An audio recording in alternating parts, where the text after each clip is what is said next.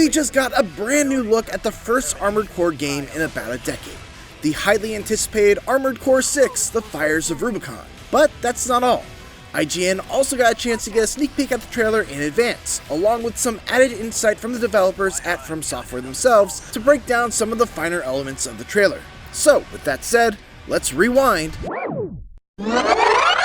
and take a closer look at the first gameplay trailer for Armored Core 6.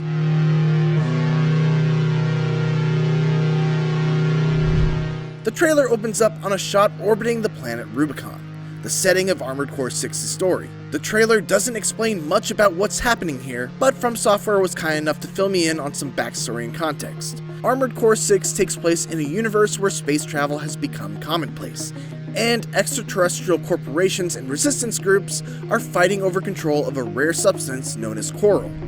Activating cerebral coral control device. Which, as it happens, is only found on the planet Rubicon. Coral is a mysterious substance that is not only extremely valuable, but also very versatile, as it can be used in fuel, materials, and even medicine, hence, the struggle and fighting over it. You play as a mercenary who finds himself on Rubicon in the midst of this struggle for coral, working under the infamous handler, Walter. One of the infamous handler Walter's hounds. Rubicon itself is a mining planet that was hit by a cosmic catastrophe that scorched the planet, which we can actually see back in the first reveal trailer for AC6. So this is a post-apocalyptic planet, and our story picks up several decades after the catastrophe. There are several different locations that were shown here to give us an idea of the kind of spread of maps that we're going to be seeing in the various missions of Armored Core 6. We've got this one that shows the giant man-made shells that enclose parts of the planet Rubicon. There's a humongous military base that is several kilometers across and carved within the ice, and an underground facility hidden deep within the surface of the planet that eventually expands outward into an underground dungeon. With regards to the map design, I was told that the developers prioritized, quote, tempo changes through movement and an abundance of situations. While Armored Core and the Soul series are obviously very different genres, the developers told me that they're looking to apply their map design expertise honed during the development of the Soul series. Now let's jump ahead again to some of the combat, and you'll note that, yeah, it's pretty fast-paced. But it's also got a tactical base as well thanks to the sheer amount of customization options that you have with regards to your mech. You can dramatically change your fighting style based on your choices of what to outfit your mech with. Like here, we see that changing out the mech's legs to a quadruped allows it to hover and rain down fire from above.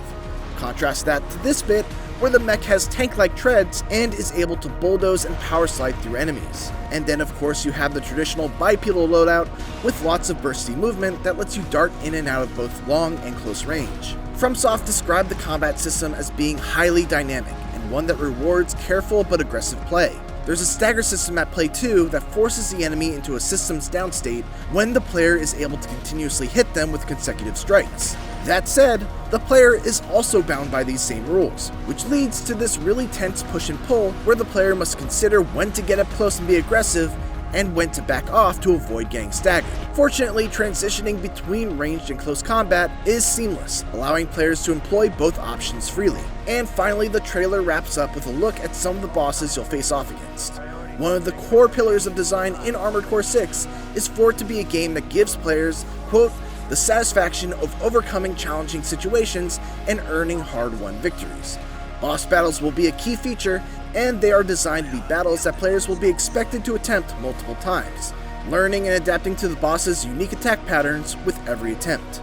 And that is our breakdown of the Armored Core 6 Fires of Rubicon trailer, with some much needed help and context provided by From Software themselves. For more Armored Core 6 coverage, make sure to check out our interview with producer Yasunori Ogura, where we go into a little more detail about the story, combat, and what it's been like for From Software to return to such a foundational mecha franchise. And for everything else, keep it here on IGN. Let's see how far they can fly. On borrowed wings.